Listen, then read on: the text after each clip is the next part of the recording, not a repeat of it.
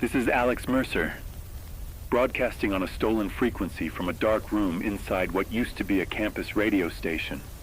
One of the few buildings that still has power thanks to a backup generator I wired together with scrap metal and blind hope. The lights above me are flickering so hard I can hear the buzzing rattling through the ceiling tiles. Something is burning outside. Plastic, maybe rubber, and the smoke is leaking through the ventilation system, mixing with the scent of dust and old records. If you hear my voice right now, understand something. This isn't a warning about what might happen. This isn't a reflection on what already happened. This is a snapshot of the exact moment the country is tearing itself apart. The collapse isn't approaching.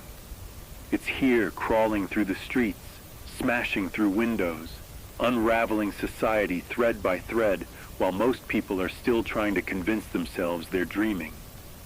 If you're out there, if you're alive, pay attention. Because everything you thought was solid is dissolving in real time. It started barely 20 hours ago, though in my head it feels like a month compressed into a single scream. The first sign was a sudden nationwide freeze in digital transactions. Every card swipe, every tap, every mobile payment failed at the same exact second. Banks claimed it was a temporary processing issue, but their voices trembled behind the scripted lies. Within minutes, ATMs stopped dispensing cash. Within an hour, people were banging on bank doors demanding answers. That was the first crack. The moment where something ancient and primal sparked in the air. Uncertainty. Fear. The quiet sense that something enormous had slipped out of its cage. I stood outside a corner store watching people stare at declined receipts with blank, confused faces. Nobody knew that confusion was about to turn into panic, and panic into violence, and violence into this. Whatever this nightmare is now. By sunset, the digital backbone of the country flatlined entirely. The stock market didn't crash. It vanished. You heard me. Vanished. Every price, every number, every graph reset to zero like someone wiped the slate clean with malicious intent. The dollar didn't fall. It disintegrated. People were refreshing their banking apps over and over until the screens turned red, then black, then displayed a simple, horrifying message. Service unavailable. Not down, not delayed. Unavailable. That was the moment the screaming started. A man in the street hurled his phone into traffic. A woman collapsed, crying over her frozen accounts. And behind it all, like the low rumble before an earthquake, was the sound of millions of people realizing their world had ended without a single explosion. The grocery stores were next. Shelves emptied in minutes, the aisles filled with frantic grabbing, desperate hands, and shouting that grew into full-blown riots. I saw a line of people fighting over bottled water like wolves tearing apart the same carcass. Someone pulled a fire alarm. Someone else threw a brick through the pharmacy window. Police tried to intervene, but their cars were blocked by crowds, and their radios were already failing. You could see in their eyes, they weren't in control. Not anymore. Not even close. By the time darkness fully settled over the city, the streetlights were dead, the traffic signals blinking useless red through smoke, and the sirens had become constant. Too constant. A kind of metallic howl echoing across downtown like a warning from the bones of the city itself. Right now, right this second, outside my window, the sky is glowing a dull orange from scattered fires blazing across the horizon. Car horns blare in the distance, stuck on from abandoned vehicles left in chaotic rows as the highways clogged and then froze. I can hear gunshots, sporadic, sharp, real, cutting through the dead air every few minutes. People are running past the station, their footsteps fast, terrified, uneven.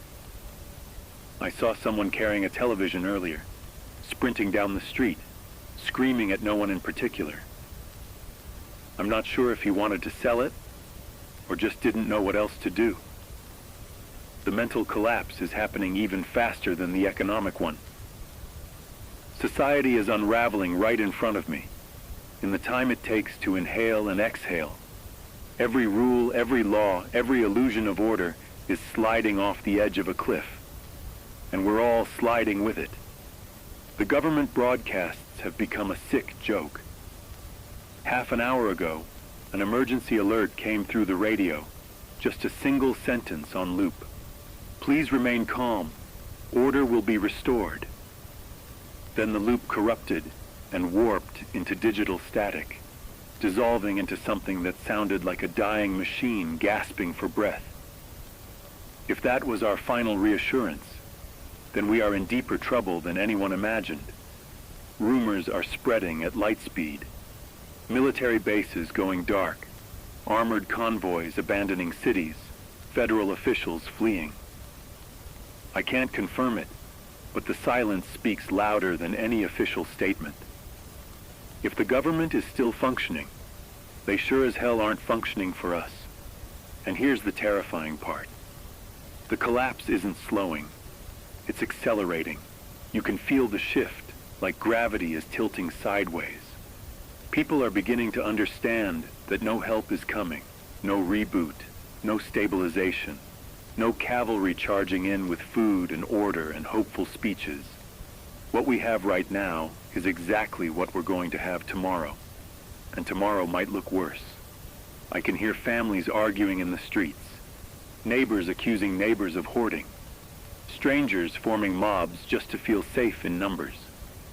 Trust is evaporating faster than gasoline, and once trust is gone, civilization follows it straight into the grave. But if you're hearing me, if this broadcast cuts through the chaos long enough to reach a radio in your hands, or a speaker near your window, listen closely. The world as we knew it is collapsing this very moment, brick by brick, system by system, and the only thing you can do now is stay alert, stay moving, and stay human.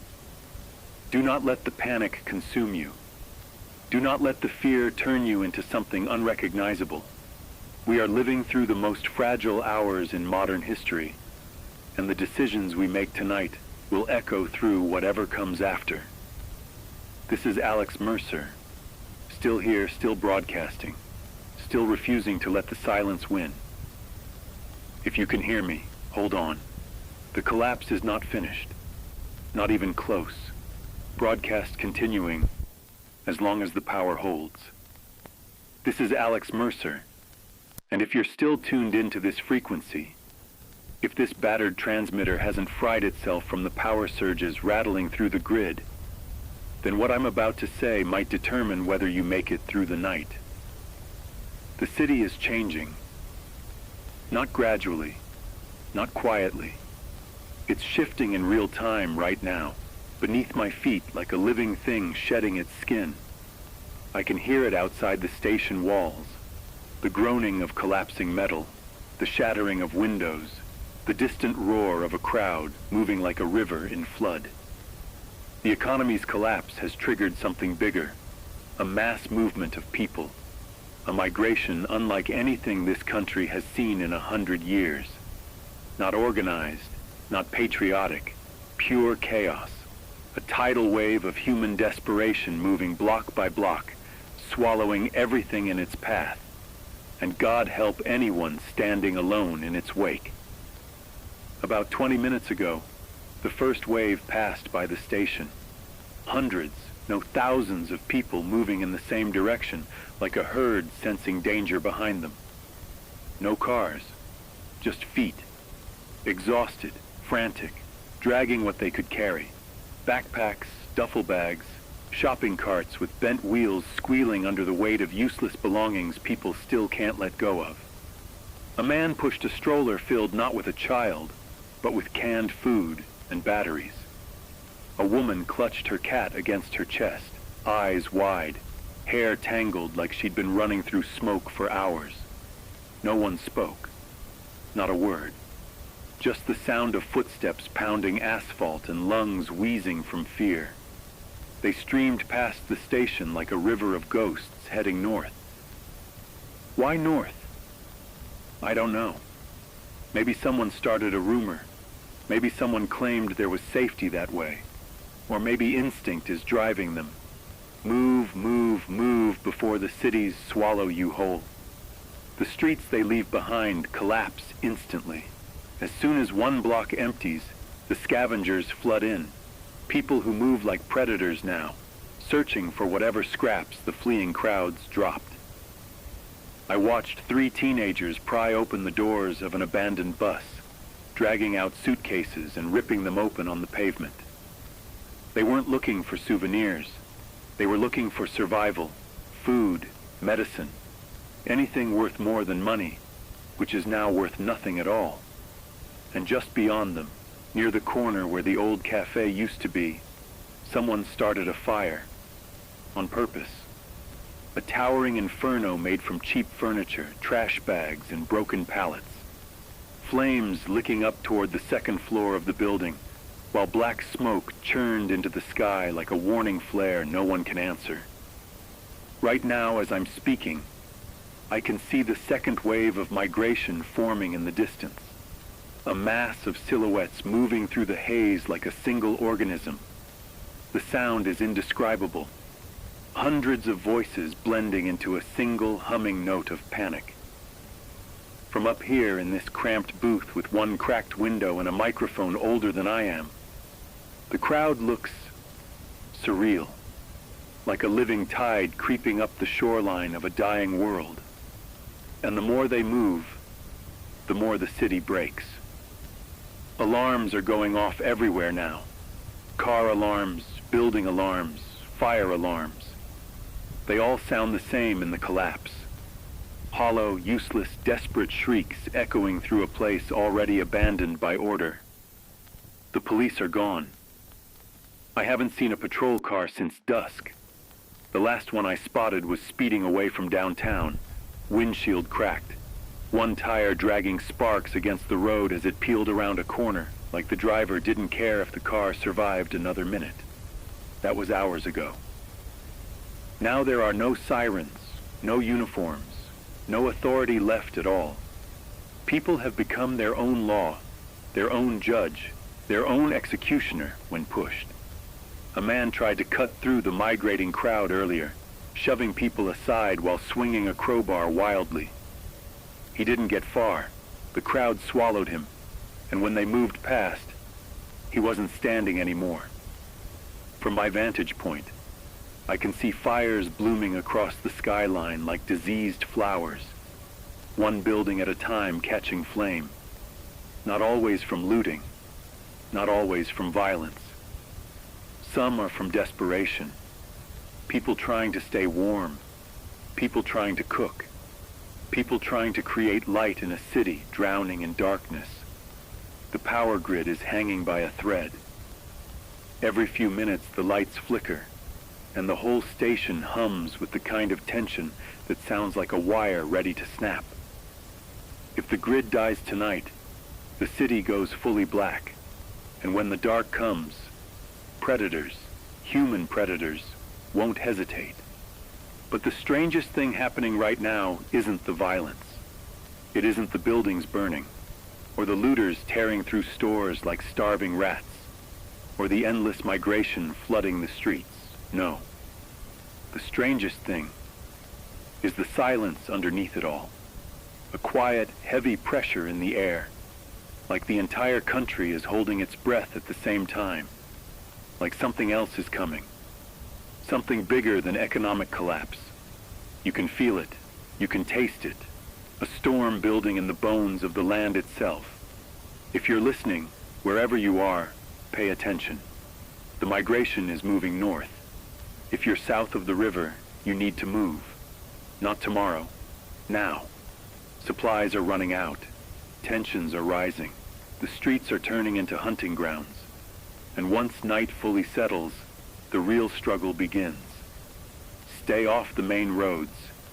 Stay away from large groups unless you trust them with your life. And for God's sake, do not follow the fires. Fire means people, and people tonight are desperate enough to do anything. This is Alex Mercer, still watching, still reporting, still clinging to this signal like a man gripping a lifeline in the middle of a storm. I'll keep broadcasting as long as this generator holds and as long as I'm alive. Stay moving, stay quiet, stay human. The sound came slowly at first. So faint I thought it was just the transmitter groaning under the strain of the failing grid. But as I pressed my hand against the wall, I felt the vibration crawl through the concrete like a living thing. It wasn't coming from the streets or the station machinery or even the distant fires. It was deeper, heavier, rolling through the air in long, steady pulses that made the hair on my arms stand upright. A low hum, deep, resonant, vibrating through the bones instead of the ears, began to claim the space around me, swallowing every other sound until it felt like the whole city was breathing in one slow, monstrous rhythm. I stepped toward the window as the floor trembled beneath my feet and watched dust sift down from the rafters in soft gray sheets, drifting like ash shaken loose from a dying world. Outside, the transformation was immediate and horrifying. The crowd, this massive, chaotic tide of bodies that had been screaming, pushing, fighting, froze again in perfect, unnatural synchronization. Thousands of faces tilted upward as one, their movements slow and stiff as though they were being guided by invisible strings. Not a single voice rose from them. No panic. No confusion, just a suffocating stillness that seeped through the streets like fog. It didn't matter who they were. Parents clutching empty backpacks, gang members gripping rifles, children stumbling beside exhausted guardians. They all lifted their heads in unison, staring up into the dark sky as though something enormous and unseen had reached down and hooked its finger under their chins. The glow from the burning buildings painted their faces orange and gold, but there was no life in their expressions, no spark of recognition. They looked more like statues than survivors. Inside the station, the failing lights sputtered in sympathy with the hum, flickering faster and faster until each bulb pulsed in perfect rhythm with the vibration coming from above. My equipment began to glitch violently. Dials jerked back and forth like panicked compass needles. Static flooded the headphones, and the transmitter's meter surged so far into the red that for a moment I thought the entire console was going to detonate. The cables behind the desk rattled like they were being plucked by invisible hands. The air grew heavy, thick enough to taste, metallic, sharp, the kind of air you breathe during a lightning storm just before the world explodes into blinding light. And somewhere in the middle of all that sensory overload, one thought anchored itself inside me with icy clarity. This phenomenon, whatever it was, wasn't random. It wasn't environmental. It wasn't the byproduct of failing infrastructure. It was deliberate, coordinated, intentional, like a signal meant for something or someone. Something massive is happening above us. Something with purpose, something with awareness, something intelligent enough to reach down into the city and still the bodies of thousands in perfect unison. I don't know if it's watching us or marking us or preparing us for something we aren't meant to understand, but I know this. Whatever force is behind that hum, it has the power to silence an entire city without lifting a single visible finger. And if it can do that, then this blackout, this chaos, this collapse may only be the first small tremor of something far larger. So if you are hearing this, if my voice is somehow threading its way through the fractured airwaves and reaching you out there in the dark, listen closely. Keep moving. Stay hidden. Trust your instinct before you trust your eyes. The darkness is not empty. The silence is not natural. And whatever you do, whatever happens out there, do not look up. This is Alex Mercer. I'm still here and I'm not signing off.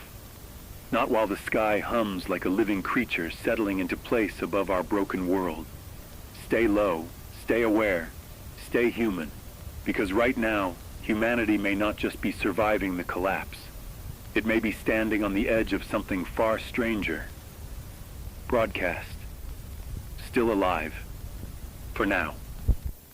This is Alex Mercer, broadcasting from a half-dead station inside a city that no longer sounds like a city at all. The transmitter is overheating again, hissing, popping, coughing up sparks like a dying animal. But it's all I have left to push my voice through the fractured airwaves. And right now, you need to hear this, because whatever is happening outside, whatever is moving above these buildings, it isn't natural. It isn't random. And it sure as hell isn't done. About an hour ago, maybe less, maybe more. Time is turning into mud without power. The streets outside were still moving.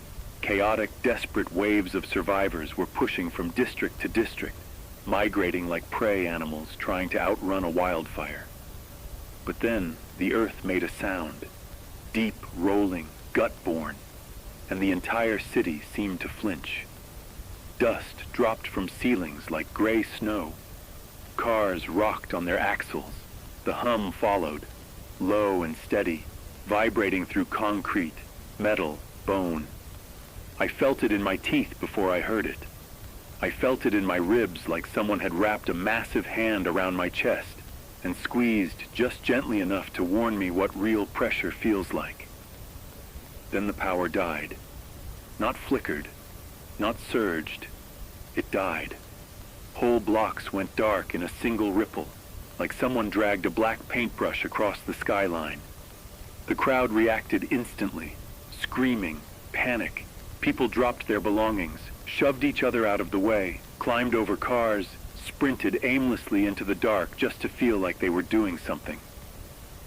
But that chaos, that human, familiar, messy chaos, didn't last long. It dissolved faster than I could process it. One moment the street was a stampede, and the next, silence. Not true silence. The hum was still there, deep and constant.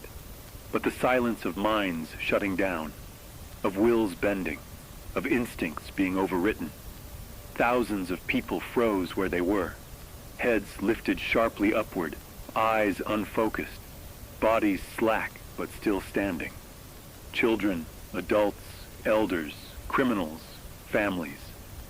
All of them aligned in rows without a single voice giving the command. The fires in the distance flickered strangely, their flames stretching like they were being pulled by invisible strings. Smoke didn't rise. It was drawn sideways, funneled toward a single point in the sky. And as I watched that impossible motion, I realized this wasn't weather. This wasn't atmosphere. This was manipulation on a scale my mind wasn't built to interpret. The air outside was bending, folding, warping like the sky had become a sheet of heated metal. A distortion was forming high above the city, dark, pulsating, and impossibly large. Not an object, not a craft, something deeper, something dimensional. Inside the station, the equipment began to panic before I did. Gauges twitched violently.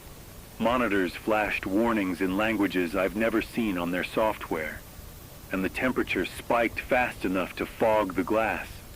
The hum drilled through the walls, turning every loose screw and bolt into a tuning fork. When I touched the window, just lightly, the glass burned my fingertips. Not from heat, from vibration, from energy. Like the sky was pressing down, compressing the atmosphere to see what would break first. Then the lights blew.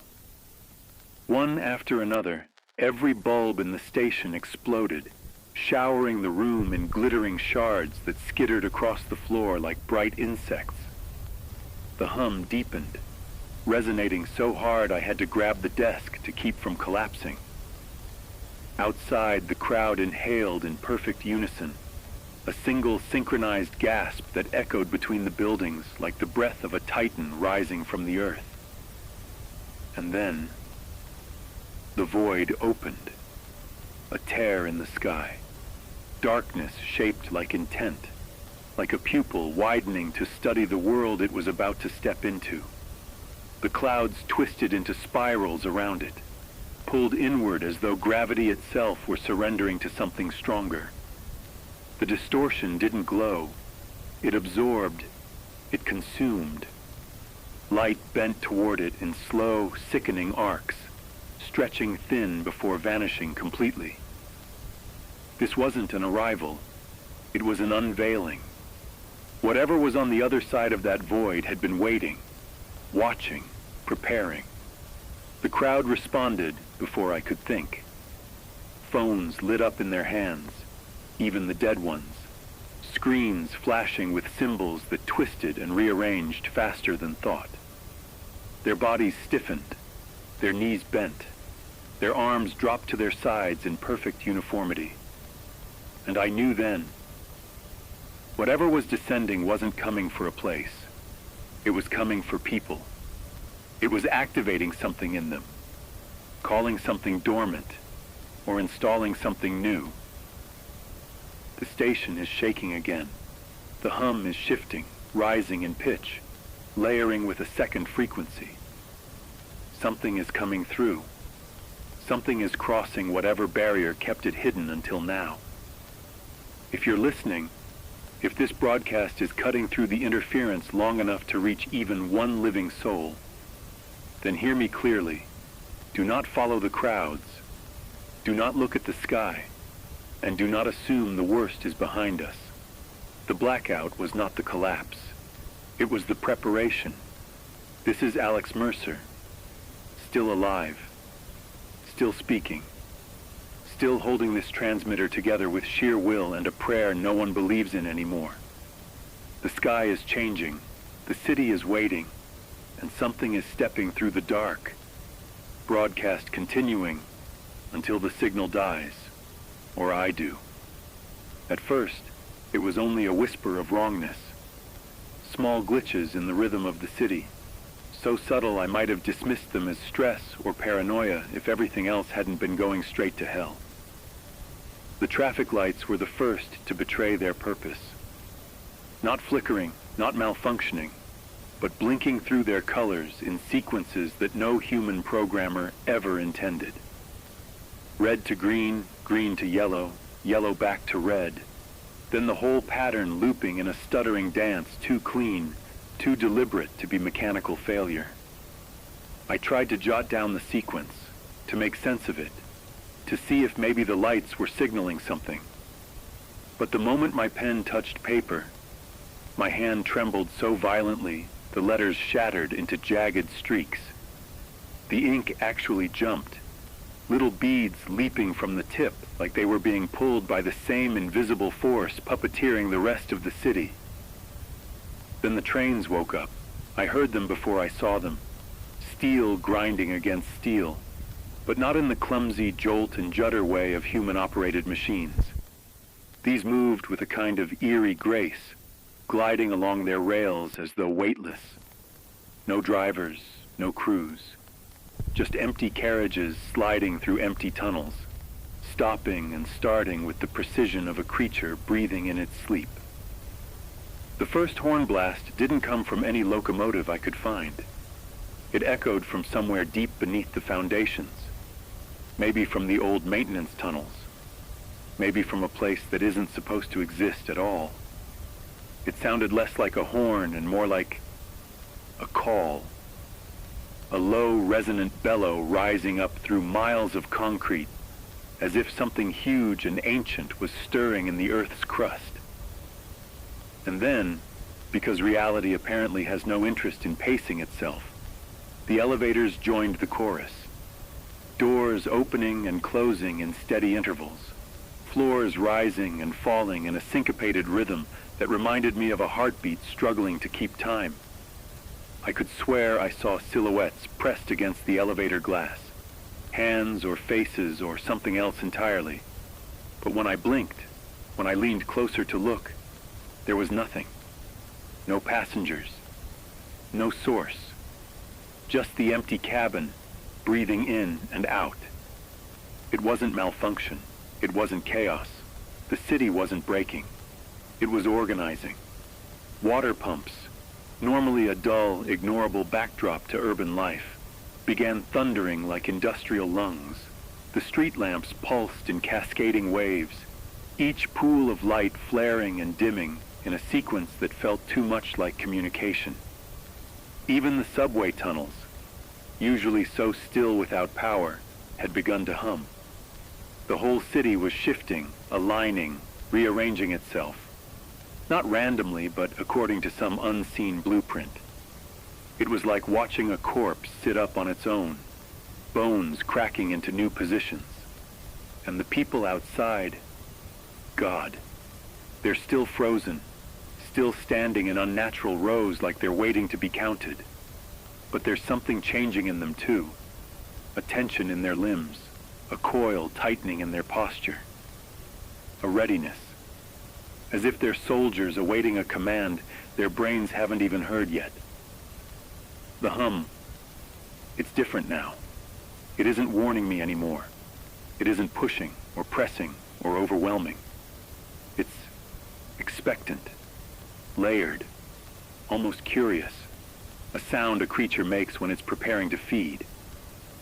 I don't know what the city is building toward. I don't know what it's waking up for.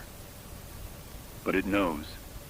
Every light, every pump, every elevator, every rail, they're all pieces of something larger, something living, something that's been wearing the city like a skin suit and is only now starting to stretch its limbs.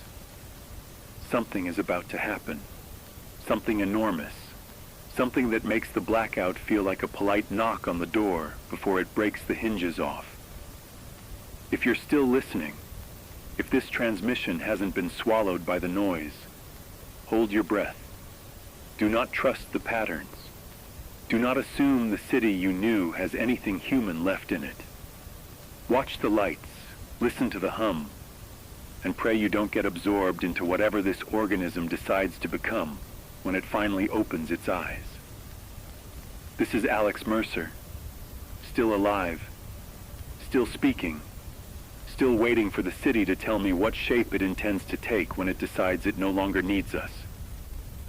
This is Alex Mercer, still alive, still clinging to this shivering transmitter, still speaking into the static that wants to swallow my voice. If you thought the city waking up was the worst of it, you were wrong. That blackout, the one that knocked out every light, every connection, every pulse of normal life, wasn't just a precursor to chaos. It was the first act in the dismantling of everything we thought we could rely on. And now, the backbone of our society, the systems we built to survive, to thrive, to feel secure are unraveling faster than the eye can follow. The banks are the first to fall. ATMs, the supposed lifelines of currency, are vomiting paper in endless, pointless loops, random denominations piling up on streets like shredded leaves in a storm. The digital accounts, the ledgers that hold our wealth, blink to zero one by one, erasing years of labor, sacrifice, and human planning in a single heartbeat. I tried calling the central banks, the commercial banks, even local credit unions, but the lines were dead. Or worse, they responded with voice prompts, looping gibberish, phrases that seemed almost alive, twisting through languages I can't recognize. The money doesn't exist anymore, not because it's been stolen, not because of failure, but because whatever is moving through the city doesn't care about it. It doesn't recognize it. It doesn't need it. The promise of security, the comfort of savings, the illusion of stability, gone. And with it, people are starting to grasp at thin air. The stock markets, if anyone still remembers them, have become a surreal theater of impossible mathematics. Tickers pulse and contort. Charts bend and fold in ways that violate logic. Numbers fluctuate, then vanish, then explode, then flatten into meaningless lines. Traders, if they still exist beyond the frozen, obedient crowds, would be staring at these screens and vomiting equations that make no sense to any human mind. Profits evaporate mid-transaction. Investments disappear without trace. And the very concept of value seems to mock anyone trying to hold on to it. The city doesn't just manipulate the physical world.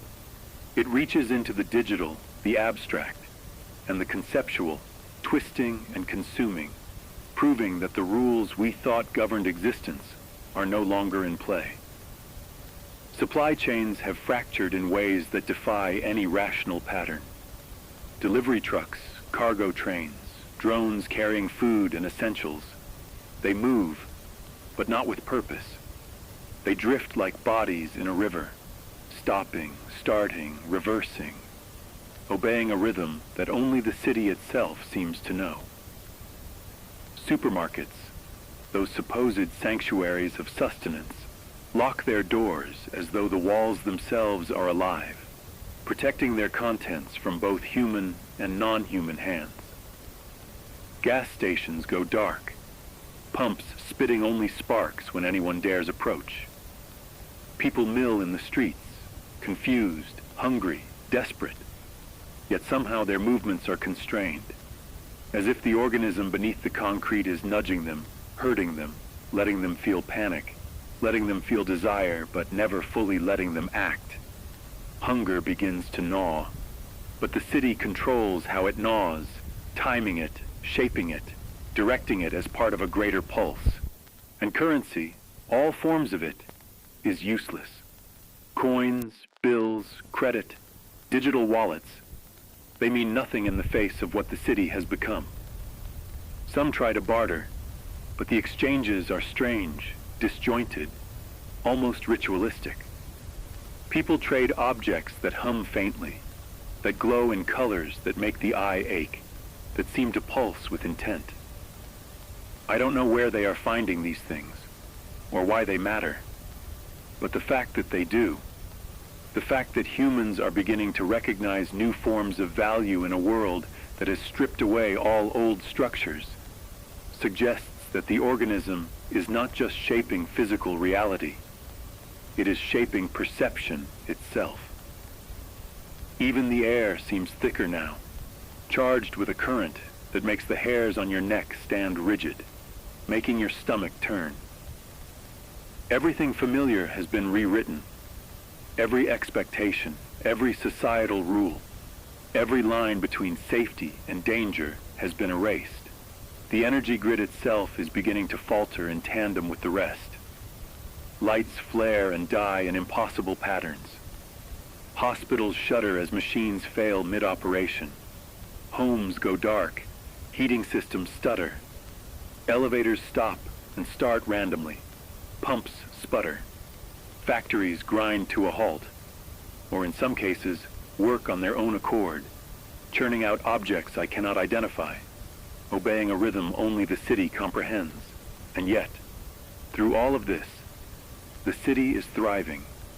The organism beneath the concrete and steel, the entity that has been sleeping under our feet, feeds off the chaos, the panic, the collapse. Every failure, every frozen human, every digital ledger blinking blank. It is sustenance. The city doesn't just survive.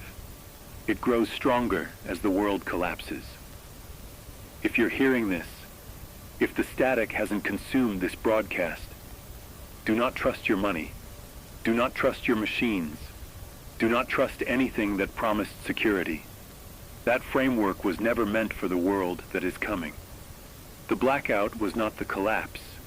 It was the rehearsal, the clearing of the stage.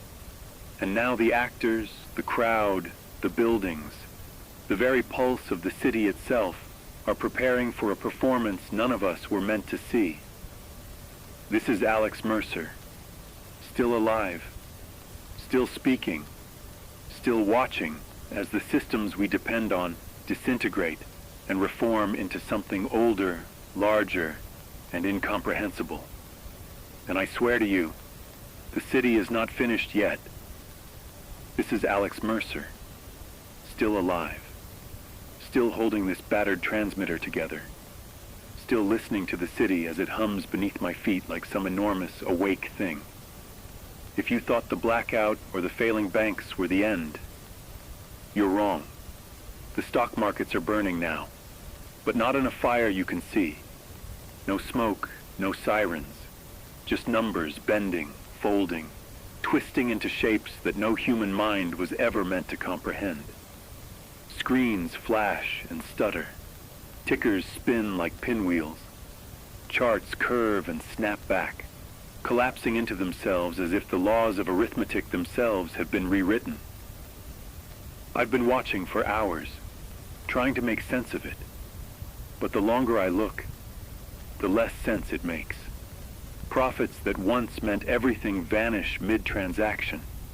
Investments explode into gibberish before your eyes. Even the simplest calculation, a sum, a percentage, a difference, becomes meaningless in the wake of whatever is happening.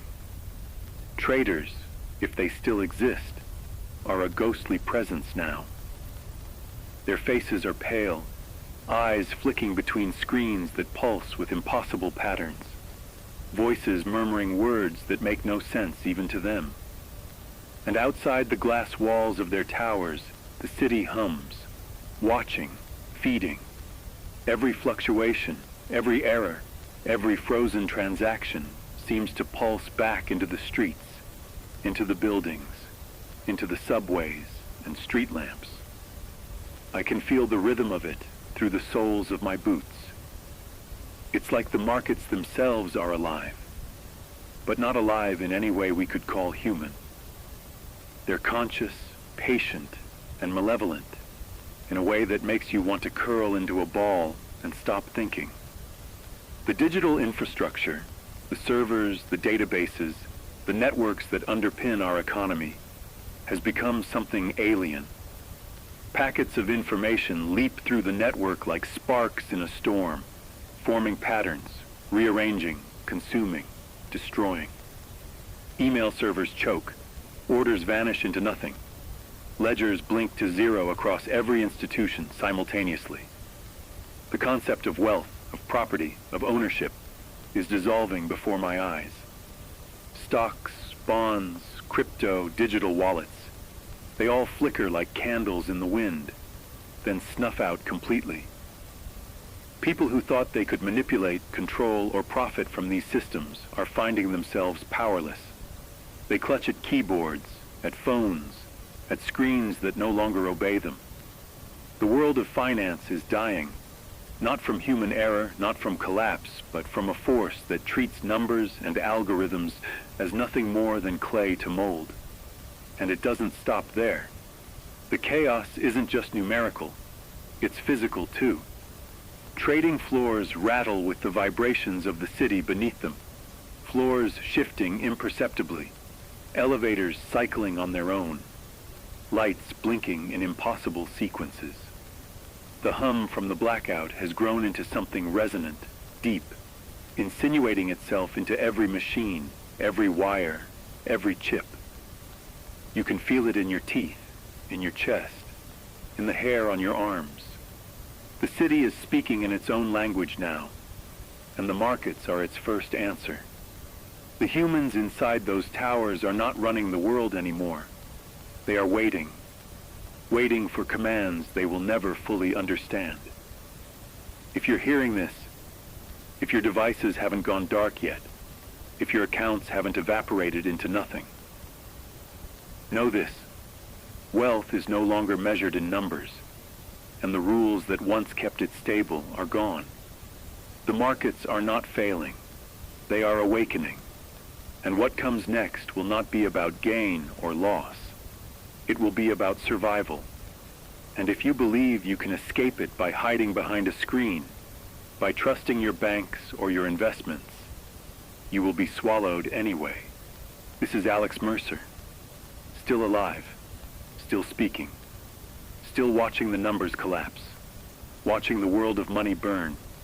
And listening to the city prepare the next phase of its design. The markets are just the beginning. And nothing is going to be the same again. This is Alex Mercer.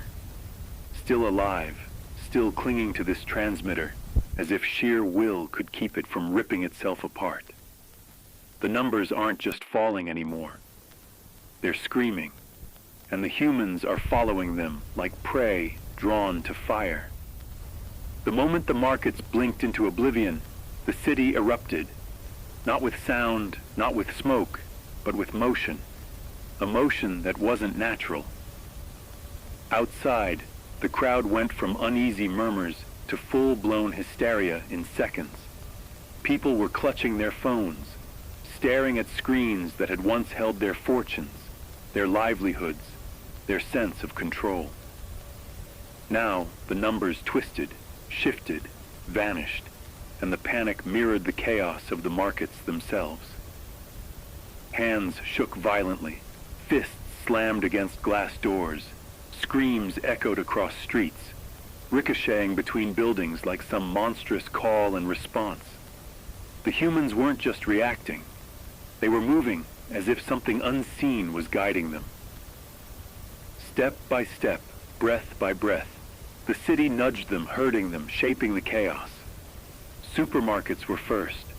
Doors were battered open by trembling crowds, emptying shelves in a frenzy of hoarding. Cans toppled, glass shattered, the smell of overturned produce rising in sharp waves that made the stomach churn. But even in that frenzy, the crowd didn't act like predators. They acted like parts of a machine. People paused in unison, heads snapping to the blinking traffic lights, eyes tracing the impossible rhythms of the city's signals. Water fountains in public squares gushed irregularly.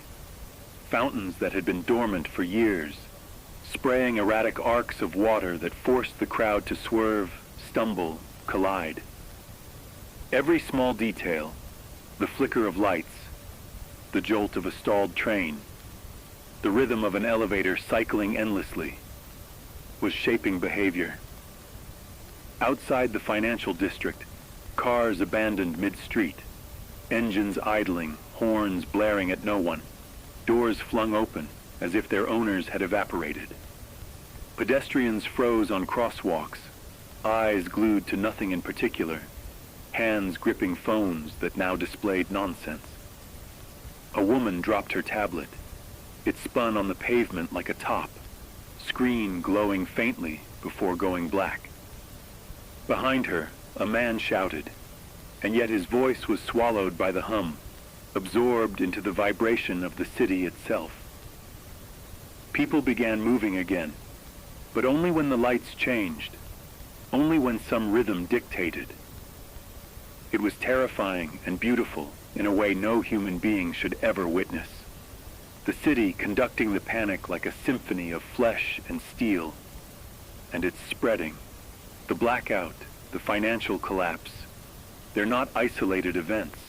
Hospitals struggle with power surges, elevators trap patients mid-floor, subways jerk and screech as people stumble into tunnels, unsure if they're fleeing danger or being drawn to it. Rumors spread faster than the hum. ATMs spewing bills, stores looted bare, food gone in minutes. But it's not just fear, it's compulsion. People are doing exactly what the organism wants. Herding, hoarding, fleeing, freezing, collapsing, yet never fully breaking from its rhythm.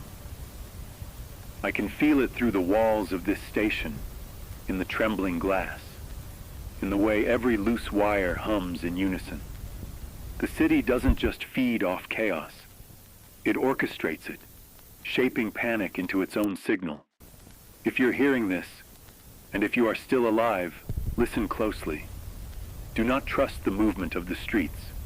Do not trust the flickering lights, the abandoned cars, or the voices calling you to join the herd. The city has learned to move us. And once you're inside its rhythm, it doesn't let go. The markets are gone. The money is gone. And now, so is your freedom to act of your own will.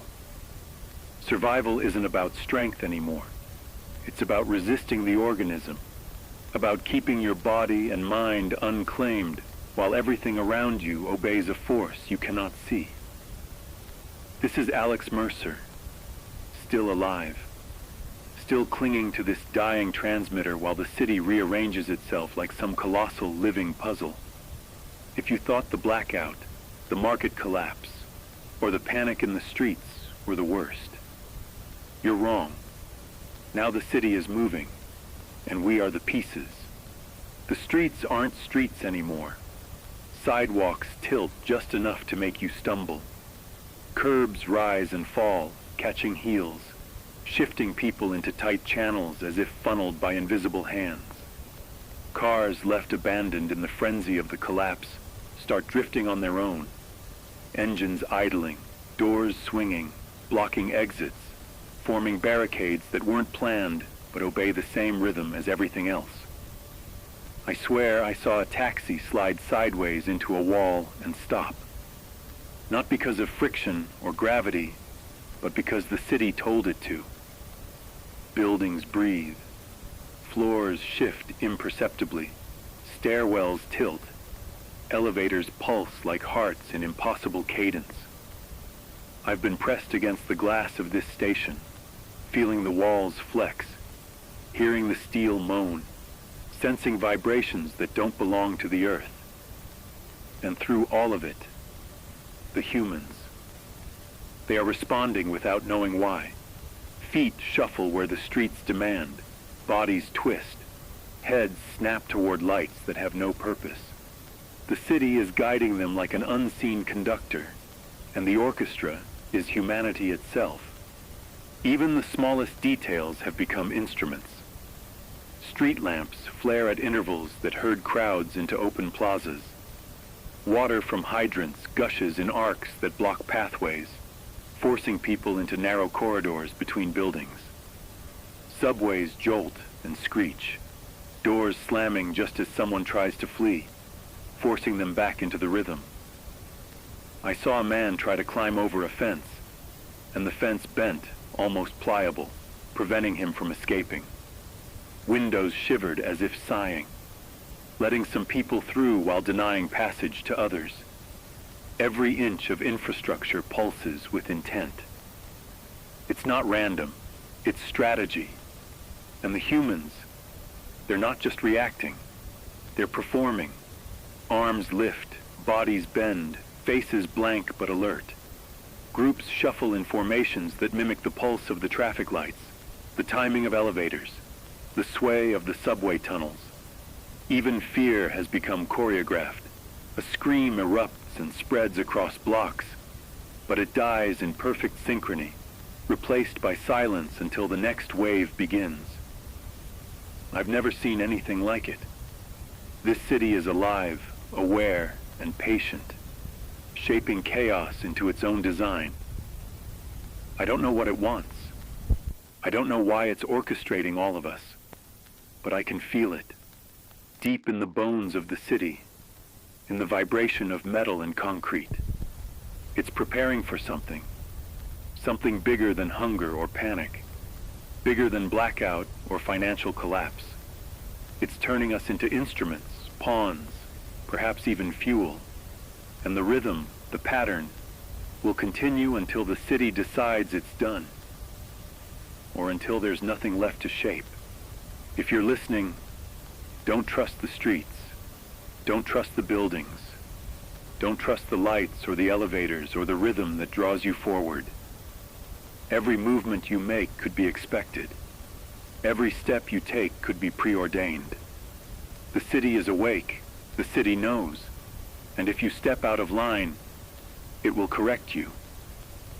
This is Alex Mercer, still alive, still speaking, still holding on as the city molds the world and everyone in it into something I cannot yet comprehend. If you can, watch carefully Move carefully, and try to remain unclaimed. Because once the city has you, it doesn't let go. This is Alex Mercer, still alive. Still holding this transmitter together with bleeding fingers and a heart hammering so hard I can feel it in my throat. If you thought the city itself was terrifying before, you haven't seen what's coming. The organism beneath the streets, the pulse in the lights, the rhythm of the elevators. It's no longer just organizing us. It's calling something through. I saw it first in the air above the financial district. A distortion, like heat shimmer, but darker, heavier, bending the clouds into impossible spirals. And then it touched the buildings. Steel beams bowed inward, glass twisted like taffy. Skyscrapers leaned as if listening. Streets contorted, curbs rising into walls, sidewalks folding. The city isn't just alive anymore. It's a conduit, a channel for something vast, something older than concrete, older than asphalt, older than any human idea of scale. The crowd responds like extensions of the city, bodies swaying in sync with the pulse coming from above. It's hypnotic, terrifyingly precise. I watched as people raised their arms without thinking, as though reaching toward the sky where the void is bleeding through. Phones in their hands lit up with strange symbols, flickering in patterns I cannot interpret, casting faces in green, blue, sickly white light. And the hum is no longer a vibration in the bones of the city. It's in my head. It's inside me. It isn't sound. It's thought. Or maybe it's intent. The streets are warping now. Asphalt curls upward, bridges buckle mid-span, and subways twist like living snakes beneath the surface. Cars float, hover, collide silently, guided not by gravity, but by something else. Something pulling, shaping, bending. Water fountains twist in midair, forming arcs that defy physics, spilling onto streets like liquid wire. And through all of it, the entity above is drawing us, threading us, stitching us into its pattern. It doesn't matter if we fight, scream, or run. The city has us. The city is it now. I can see it forming faintly against the sky. Not a shape, not a body in any human sense, but a presence. A darkness that moves with purpose, folds reality around itself, bends light, air, and sound into shapes I cannot name. The distortion pulses in time with the hum and the rhythm of the city. The skyscrapers shiver. Windows bend inward as if bowing. Streets funnel people like prey. Every machine, every building, every frozen human. It's all being woven into a single extension of that thing, a single vector for its arrival. If you are still listening, if your signal hasn't died, do not look up. Do not move toward the rhythm. Do not think that hiding will save you. The city is no longer yours. The streets, the buildings, the very air are part of it. And whatever is crossing through the void, it will reach you whether you see it or not. This is Alex Mercer, still alive, still speaking, still trying to make sense of a world where the city itself has become the body of something older, larger, and infinitely patient. If you are out there, run if you can, hide if you must, and pray that when it reaches the streets, you are not already part of the pattern. This is Alex Mercer, still here, still forcing this failing transmitter to spit out whatever words I have left before the city swallows the idea of communication itself. I thought the blackout was the real collapse. I thought the infrastructure waking up on its own was the turning point.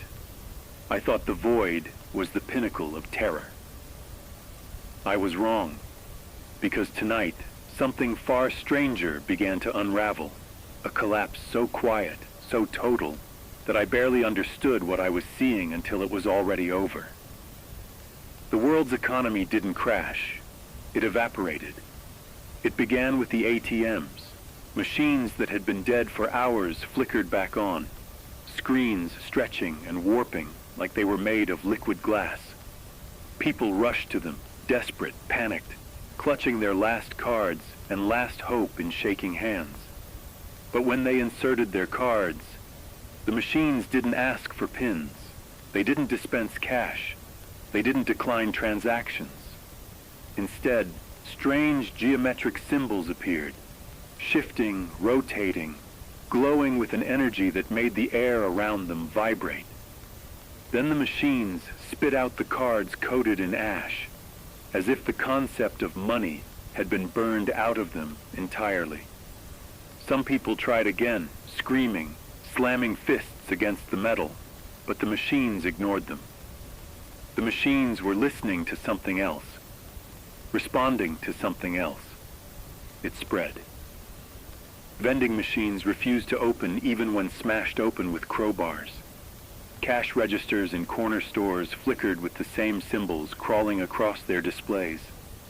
Digital wallets on phones lit up with pulsing patterns instead of balances. Even coins, literal metal, began to feel wrong in the hand, vibrating faintly, heating up like they were reacting to an invisible field. One man threw a handful of coins onto the pavement. They rolled in perfectly straight lines, gathering at a storm drain like iron filings drawn to a magnet. Dollar bills floated in air currents that didn't exist, drifting toward street lamps and sticking to the glass like dead insects on a spider web. Everything that once represented value now behaves like debris in a world with new rules. People didn't react at first. Some tried to buy food with credit cards, offering them to store clerks whose eyes were already starting to glaze, already syncing with whatever rhythm the city demanded. Others held fistfuls of crumpled cash, shouting, begging, insisting that value had to mean something, that money must still matter. But the city didn't care. Machines didn't care. Even people didn't care for long. Within minutes, arguments died out. Panic turned into hollow confusion. And then, quietly, almost eerily, everyone simply stopped acknowledging money altogether, as if a switch in their minds had been flipped off, as if the concept had been deleted. Now bartering has begun, not by choice, not by instinct, but because it's the only thing the city allows. People trade canned food for batteries, tools for clothing, blankets for medication. But even that is starting to feel temporary. Items glow faintly when exchanged, pulsing for a moment with the same unnatural energy as the symbols in the ATMs. It's like the entity is assigning new value, not based on scarcity or human need, but based on its own incomprehensible system. I watched a man trade a bottle of water for a rusted piece of pipe, and the pipe glowed bright enough to illuminate his whole face. He stared at it like he'd just been handed a sacred relic. Or maybe he had. Whatever is coming through the void, it's not just reshaping our city, it's reshaping the rules of society, the exchange of goods, the meaning of value, the entire idea of currency. Gone. The entity isn't interested in wealth. It's interested in connection, in control, in weaving everything, objects, people, infrastructure, into a new pattern of meaning that we don't understand yet. Every symbol, every pulse, every glow is part of its language, a language the city serves and the people are beginning to obey without question. If you're listening, hold on to what you have, not because it's worth something, but because it may become something in whatever world is being built around us. Do not trust machines. Do not trust the glow. And don't assume the value of an item will remain stable for even a minute. The entity is rewriting our economy the way a sculptor rewrites clay, slowly, precisely, mercilessly. This is Alex Mercer, still alive, still speaking, watching the last remnants of human commerce dissolve into symbols and light. If you're out there, survive however you can, because value isn't measured in money anymore. It's measured in what the city wants from you. This is Alex Mercer, still alive, still forcing this transmitter to breathe life into a world that's no longer ours. If you think the blackout, the market collapse, or the currency dying were the peak of what's happening, think again. The workforce has frozen. And I don't mean metaphorically. I mean the humans, the ones who built this city, who moved its gears, who fed its veins, have been stopped in their tracks, rendered inert, reshaped by the city itself into instruments of its will. It started quietly, almost innocuously. In the offices downtown, keyboards clattered once, twice, and then stopped. Monitors froze on graphs that no longer made sense. Screens locked mid-transaction, numbers twisting into symbols that writhed with a faint internal glow. Workers lifted their hands to type, to swipe, to call for someone, anyone, and then nothing. Their limbs hung suspended for a moment, eyes fixed on screens they could no longer process.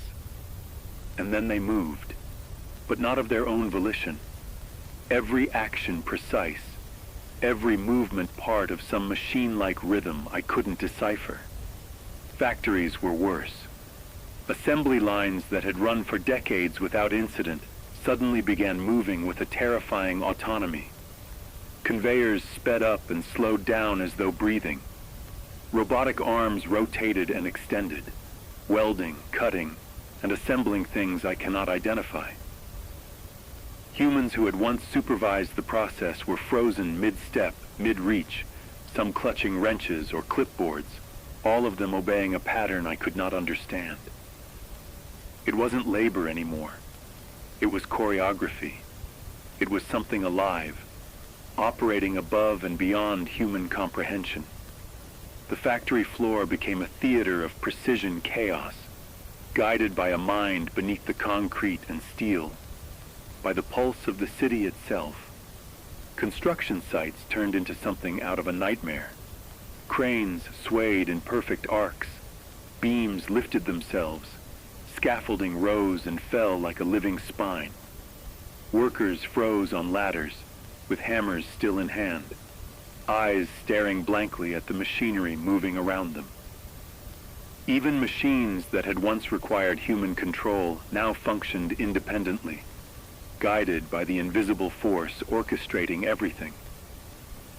I watched as a wall section lifted itself into place, perfectly aligned, as if some unseen hand had measured and guided it. And the humans, they were just along for the ride, their free will suspended, their bodies instruments of the city's design. Even outside, the rhythm extends. Street cleaners stop mid-motion. Delivery drones hover, paused, aligned in perfect grids.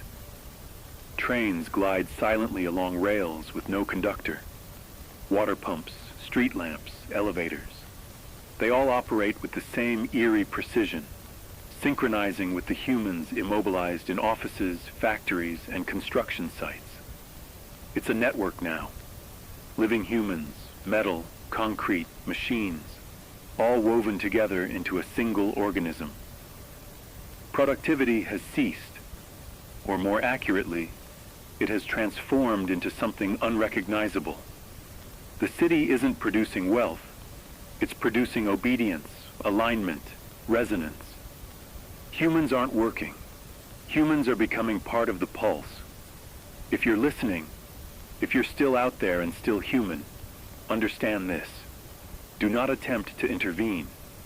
Do not assume your labor, your actions, or your routines will help. The city has absorbed all of that into itself. It controls not just machines, not just the buildings, not just the infrastructure. It controls the people who once operated them. You are either part of its rhythm, or you are outside it. And outside is dangerous. Survival no longer depends on skill, strength, or knowledge. It depends on resisting being folded into the pattern the city has established. This is Alex Mercer, still alive, still speaking, still watching the workforce of a city I once knew dissolve into precision and obedience. And I swear to you, if you can hear me, the world you worked for is gone.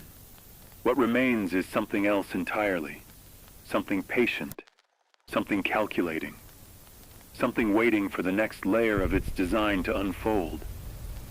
This is Alex Mercer, still alive, still transmitting, even though every frequency in this city feels like it's being choked by something vast and invisible. If you've been trying to reach anyone, family, friends, emergency lines, hell, even strangers, you already know what I'm about to say. Our communication network hasn't crashed. It hasn't failed. It has mutated, twisted into something that no longer resembles anything built by human hands. Phones were the first to go. Not the usual blackout. Not the spinning wheel of death or the frozen home screen. When people tried to call out, the ringing sounded distorted, warped, drawn out, submerged beneath layers of static that felt almost like voices whispering back. Then the calls started connecting to strangers, to machines, to nothingness. People would dial numbers they memorized from childhood, only to hear clicks, pauses, and then a voice that wasn't the person they were calling. Sometimes the voice wasn't even human. Sometimes it was a low hum. Sometimes it was a string of numbers spoken in monotone, looping endlessly until the phone overheated and died in their hands. The internet followed like a dying animal crawling behind. Websites loaded as mosaics of symbols instead of text. Banking portals spewed corrupted warnings. News sites displayed headlines that shifted every second, flickering between languages, shapes, and phrases that made no sense. Social media became a graveyard of scrambled posts, videos dissolving into static mid-frame, messages repeating themselves in mirrored text, images melting into glowing spirals. Even private messages were being rewritten, as if something was crawling through the network, touching every word. People typed desperate pleas, but when they hit send, their messages transformed, becoming commands, warnings, or strings of alien symbols, as if the city was rewriting their intentions. Radio towers are barely functioning. Signals loop. Frequencies overlap. Some stations broadcast only the hum. Others transmit distorted recordings from hours or days ago, mixing voices together in a dissonant chorus. I tried tuning across every band, AM, FM, shortwave. Everything is corrupted, fragmented. There is no randomness to it. The patterns repeat with uncanny consistency, like a language encoded in the static, a language trying to speak through us or speak to us. Even now, as I send this, the transmitter spits sparks like it's resisting, like my words are pushing through something thick and hostile. Financial institutions, they've gone completely dark. Banks cannot communicate with their servers. Servers cannot communicate with each other. Entire networks collapse like dominoes, one failing and dragging down the next. Stock exchanges freeze with symbols flickering like they're alive. Even emergency backup channels, the ones that were supposed to withstand anything short of nuclear war, are vomiting data that looks more like art than information. The economy didn't merely crash. It became unknowable, unreadable, unusable. And without communication, panic spreads faster than any virus ever could. People swarm the streets now, desperate for answers that no signal can provide. The air is thick with questions no one can ask aloud. They hold phones that glow with unfamiliar patterns, screens flickering in rhythm with the hum, like heartbeats synced with something looming overhead. Some try to call out anyway, screaming into dead microphones, sending messages that dissolve as they type, pressing buttons that no longer respond. Others stand silent, transfixed by the symbols crawling across their screens like living things. If you're hearing this, if this broadcast crawls through whatever interference suffocates the airwaves, understand that the collapse of communication isn't an accident. It's deliberate. Something is rewriting the very concept of information, twisting every channel into a new shape. Nothing we say stays ours. Nothing we send reaches who we expect. Nothing we read is untouched. The city has taken our voices, our signals, our wires, our waves, and replaced them with its own. This is Alex Mercer, still alive, still speaking, still fighting to push my voice through a network that no longer belongs to us. If you can hear me, hold on to your thoughts, guard your words, because in this new world, even communication has become part of the organism, and the organism is listening. This is Alex Mercer, still alive, still clawing at the static-choked airwaves with whatever breath I have left. The city outside is a trembling skeleton of metal and light, and something is wearing its skin like a suit. If you're hearing me, if this broadcast isn't being eaten alive by the interference, listen closely, because whatever was left of the government, whatever leadership we thought could guide us through this collapse, has dissolved into something far stranger, far darker, far more orchestrated than any simple failure of human authority. Government didn't fall. It converted. It began when the first officials vanished, quietly, without spectacle, like they were plucked out of their offices mid-sentence. The mayor's office live stream froze mid-frame, caught on an image of him staring at something above the camera, pupils dilated, mouth slightly open, as if he'd just heard a whisper that hollowed him out. The stream didn't cut. It didn't crash. It just held that image, playing the same 3 seconds over and over until the screen warped into static. No one saw him again. Not at home. Not in the shelter. Not in the chaos outside. He was simply gone. Then the emergency alerts began. They blasted across phones, radios, billboards, every device that still had enough life to glow or beep. But the messages contradicted each other. One told people to evacuate north. Another, sent not 2 minutes later, commanded everyone to move south. A third demanded total lockdown. A fourth insisted the danger was over. Text in red, in green, in flickering digital white. Some were written in languages not used in this region. Some weren't in any language at all. Just spirals, symbols, patterns. Things that looked like warnings if you stared, or commands if you blinked. Police scanners burst to life at the same moment across the city, crackling with orders that made no tactical sense. Units instructed to circle empty blocks. Sirens directed to run without pause. Officers told to stand still for hours on end. Some commands came in repeating loops, as if a voice was speaking from inside a tunnel of static. Others mimicked real officials impeccably, tone perfect, cadence exact. But the content was wrong, empty, hollow, like a recording performed by someone who had learned human speech but not human meaning. I heard one order that simply said, "Stand by, synchronize, await integration." It repeated 14 times before the scanner melted down and died. Fire stations across the city lit up their engines and rolled them out without drivers. Ladders rose and fell. Hoses uncoiled like living tendrils across cracked pavement. The trucks formed a perfect grid spanning 5 city blocks, engines revving in unison with the city's hum. When flames erupted in an apartment tower, the engines did not respond. They held formation as though the fire was irrelevant, or perhaps expected. And the firefighters?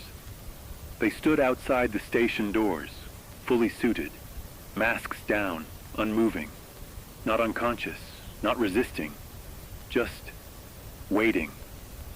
Their hands twitched with the rhythm of the traffic lights, their helmets tilted toward the sky, reflecting the spiraling distortion above the skyline. Hospitals were the next to fall, emergency rooms filled with flickering lights and frozen staff. Doctors stood with tools mid-air. Nurses held stretchers without moving. Patients lay still, eyes half open, breathing shallow but steady. Monitors scrolled data in geometric lines that had nothing to do with heart rhythm or oxygen levels. In one ward, every screen showed the same pulsating spiral pattern, synchronized perfectly with the hum rattling through the city's infrastructure. I heard a recording from inside a trauma bay, a nurse whispering, terrified, saying she couldn't move her legs, couldn't move her arms, and yet her hands were adjusting machines she did not understand, performing procedures she had no memory of learning. Her voice stopped suddenly, mid-breath. The hum replaced her. And the military? What little presence remained in the city collapsed in minutes. Convoys rolled through the streets with no one in the driver's seat. Armored personnel carriers rumbled into intersections and stopped, forming walls of metal facing outward like a defensive perimeter. But they weren't defending anything human. They were outlining a shape, a sigil, visible only from above. Helicopters hovered without pilots, turning slowly, their spotlights illuminating crowds below who stood perfectly still, faces lifted toward a sky rippling with the growing presence of the entity.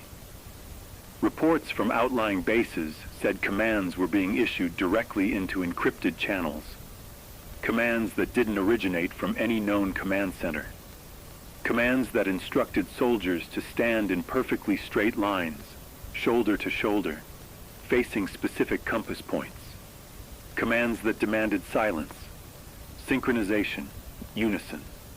Officials who didn't vanish began appearing on broadcast screens, but they weren't themselves. Their eyes were glassy, their facial muscles slack but not relaxed, as if strings under the skin held them in place. They issued directives in monotone voices, flat, mechanical, and layered with a faint undertone that didn't belong in human speech. Sometimes two voices spoke from one mouth. Sometimes their words slipped into symbols. Sometimes they simply froze mid-sentence, staring through the camera, their heads twitching like radios tuned to a frequency that kept shifting just outside human comprehension. One broadcast showed a senator delivering a message that lasted 43 seconds. When analyzed by what remained of the tech team still resisting the collapse, they found hidden patterns, sub-audible pulses synchronized with the city's hum. When slowed down, the speech revealed a second voice beneath his own, a rhythmic sequence of tones that matched the patterns appearing on phone screens, ATM machines, hospital monitors, and street lamps. It wasn't a speech. It was an activation command. And whatever it was activating, it wasn't the government. The collapse of leadership didn't cause anarchy. It caused uniformity, a terrifying, unnatural uniformity. Emergency services began responding not to human distress, but to the city's signals. Fire engines moved on their own, blocking streets the city didn't want humans entering. Police cruisers formed lines that herded crowds like cattle toward specific zones. Ambulances drove circuits around buildings, sirens harmonizing with the hum, creating a pulsing rhythm that pulled people into step. Even drones, public safety units, news helicopters, delivery bots, hovered in swirling formations above certain districts, their lights flickering in perfect patterns that spread across the city like a net of coordinated surveillance. Every structure meant to protect us. Every system meant to organize us. Every chain of command meant to stabilize us has been rewired, hijacked, converted. The city isn't just alive. It isn't just conscious. It controls the very structures humanity built to protect itself. If you're listening, you need to understand something critical. You're on your own. There is no help coming. There is no leader to trust, no emergency number to call, no system left that still serves people instead of the thing bleeding through the sky. Don't follow official instructions. Don't trust alerts, signals, or broadcasts. Don't go where the sirens direct you. Every institution has become a mouthpiece for something vast and ancient and indescribable. This is Alex Mercer, still alive, still speaking into the static-filled carcass of a world that no longer belongs to humans. If you are out there, if you haven't been pulled into formation, if your mind is still your own, then hear this. The government has not fallen. It has been absorbed. And whatever the city is preparing for, whatever the entity is orchestrating through our institutions, it's only the beginning. Stay low, stay moving, stay unseen, because the next command the city issues might be the one that erases whatever humanity you have left. This is Alex Mercer, still alive, still speaking. And maybe, for however long this signal lasts, the last voice in a city that has stopped belonging to humans. I don't know if anyone is listening. I don't know if the words I'm sending into the void will reach another living soul, or if they'll dissolve into static like everything else in this world. But I have to speak. I have to push this signal out while I still can. The city waits. It watches. It bends and pulses with intent I can feel in my chest, in my teeth, in the air around me. People are no longer people. Machines are no longer machines. Every system we relied on, every structure, every network, every authority has been twisted into the organism's will. And the thing in the sky, the void that opened above, it hasn't finished. It's only begun. I don't know how much time I have. The transmitter is failing. The hum is rising to a pitch that makes my skull ache. And every moment the walls of this station vibrate like they might collapse into themselves. But if you're hearing this, know this. Don't follow the herd. Don't trust the signals. Don't assume the worst is behind us. Survival isn't about strength or skill or preparation anymore. Survival is about staying outside the rhythm, staying apart from the organism, and keeping your mind and body unclaimed for as long as you can. I wish I could tell you there's a safe place. I wish I could tell you that the void can be outrun, that the city can be outsmarted, that this broadcast will guide you to something like salvation.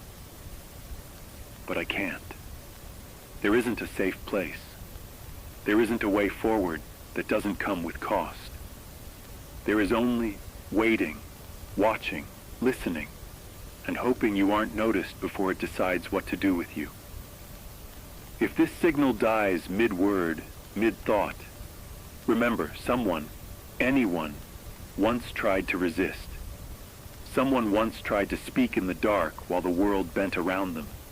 And if you survive, carry the memory of that voice.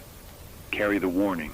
Carry the signal, because the city is alive, the void is awake, and whatever is coming, it's patient, and it's precise, and it will not be denied.